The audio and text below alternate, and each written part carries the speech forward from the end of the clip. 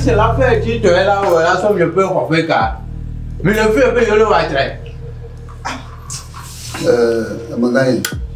Je dis mal de coucou noir. Je dis mal de copain qui a mis. Yade. Maman, quoi, ni mal, ni doit me regarder. Ma fille de quoi.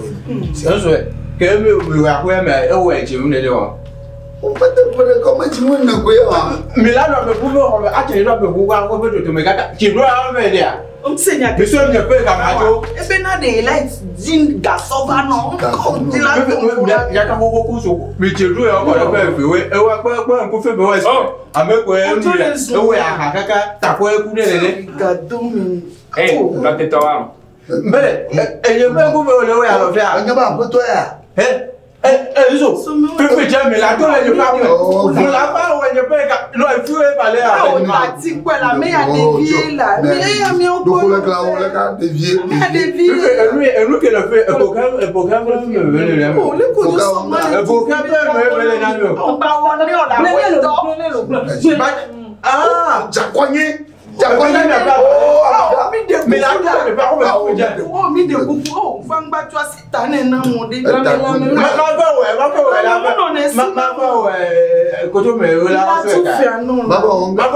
me la c'est que belle plan c'est que belle plan on le seigneur que belle plan ta chiji oh ouais là ouais ko fait papa ko le nya ko ji nya me ya mala me anti ko ya le nya et toi je pas ko pe to me ma tu vas faire la ko pe ta me me gami ya tu no oh soma chowe bo fuma ko so juma maga o mi e di o la ga yo mbia aboko togbe akoko ye mu fa fe o amaganya blana nko na nko nya agbeku ma ya aboko e mu we ngam ye mu fa fe be ma ba we nko plus o me ga amida e ya onjo mi de koko eso la ti gaba mi atu fe no ta e mejo papa re Et n'a dit gars tout non. Sia. Magaye. Merci. Sia. Allez au levier. Ko shire amala mu mera ni to mawakbo. Vous que la pas chanyer l'eau, vous avez un Gamay janyo la gale unye la, gamay janyo re. Attends, quand c'est que là, papa, il y a même un regard de perme. Comment ça? On t'a m'a fait un regard de perme. Nga va dula ko ma. Ah, il me ben, mais c'est na. Changi me laisser. Matin c'est vrai. Matin c'est. On va java quoi au sem. Kem java quoi peka. On va laisser. Papa câble toi là, on fait toi qui câble c'est vrai c'est bico. Ma bro, ni ptia ouais kaka considérer quoi. Maintenant oui que avait attends. On met de coucou. Même trop pas ni on peut peka pour coup film wa. Ba me ça me là à ko bien merci. Merci. Ça. Câble toi, elle n'a pas là, Chuma do tout là. Banga no vie lo. Mais ouais, lui a so ko la home ya, peut yo la ko ga. O ha manga no ndura bien. Peut yo la ko nu ya wa. Et tu n'as fait non sans nous. Ne pas là lo. Galo. Nous sommes c'est gaken. Ma ko ne peut ga. On y a des câbles. Elle sont fifi là. Hein? Papa. Elle garde bon melo. Papa. Ma document ti gare ma va. Sia. Donc bon. Mais jo galia gun hanya na ma. Papa si de comme le non ça moi. Kanya ba ma ka te to ma vide. Anya ba ma kai. Ma ve petit vene ya. Ga kini lo di sam lo. O le bene. Me le bene. Wa ko ka bibi du ha. Ga si je benya no. Ma petit gudo ma nu. Mai ma va. Kaka mi avare. Mi da kon la fe mi awu mi no ro ga de kon ko ki wa ti. Ke gbanye ama. Aspero. De coma grombe. Aspero. Alléluia. Amen. Leke mina pama. Uira mikata. Amen. Le Yesu bankoma. Amen. Leke jichomoto. Yesu lo mi ala baba. Abale mi anto mi nyawo hwena. Mavana ko kamagava. Bibla globona. Ya yira to nya me yune jesi Yehowa. E ya me si vila la agba ma volesi. Manya ya kata mi le fia. Yehowa bon wo mi nya abale ke hamalene. Ya yira to mi nya yete ma ga demo ba ga popo ya ma ga no mi abo le nya ko mo fia. Eta ma ulo ha mo ba dogo mi kata pepepe. O yira mi. Amen. Father do do pepe. Akai ya fiere. Egba la ka gbero. Do ma la vie va. Amako. Ya foto. Kake ma wonya globe. Jo jure hotula le hotu. Me ho aba sima le mo. Jo jure agbagba je la gbagba je. Ne mo fa sima le mo. Fiere. Father do do mi le. Kaka ma do ma fie va ni mten tu joge bo. Bi ma wo so. Oh, anya wala mo. Kaka fia ne ina. Nyamanya. Kaka Yehowa ina pona.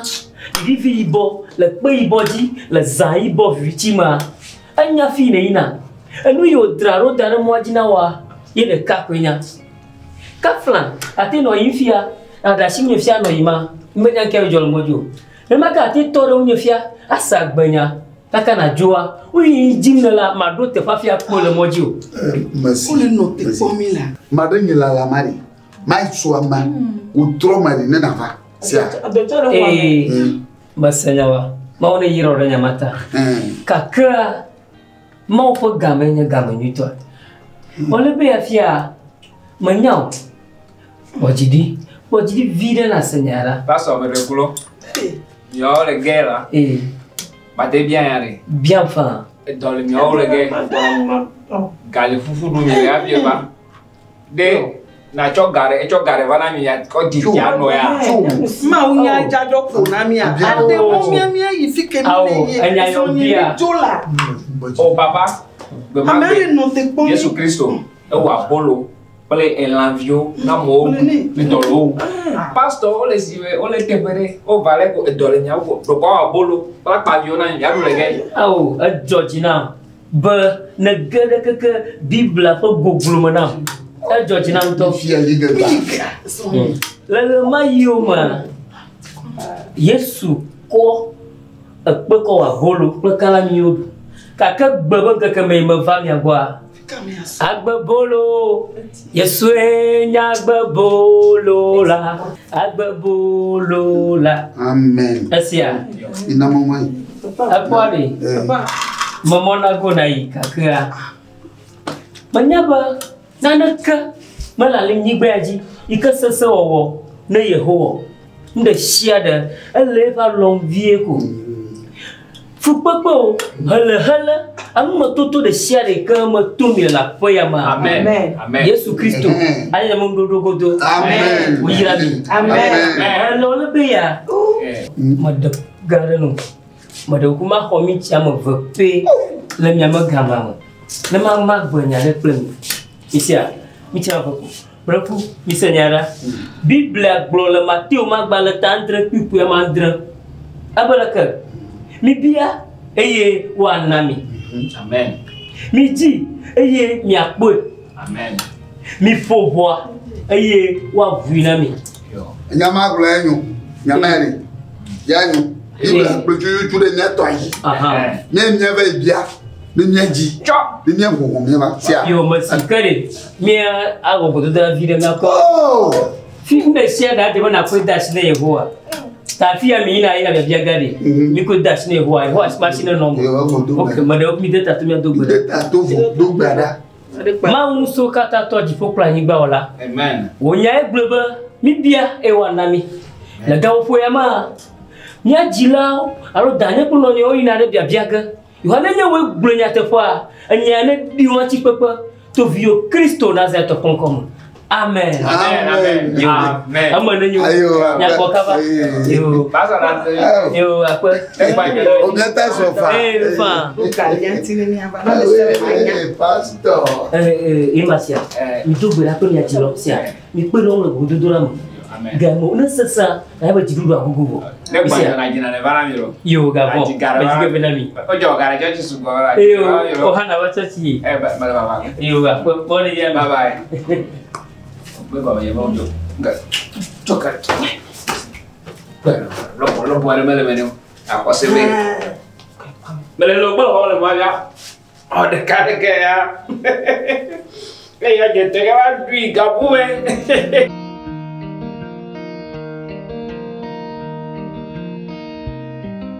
Mbele. Nkadu kenye la pe ya mwemba. Mwen ko chane de ko. Miswanyi mtanga kanko ya to kaka. Tikona. Fiamile vienen donya nyento buya. Maga dene tamoro. De vie o mofa. Wetamko ya hamu.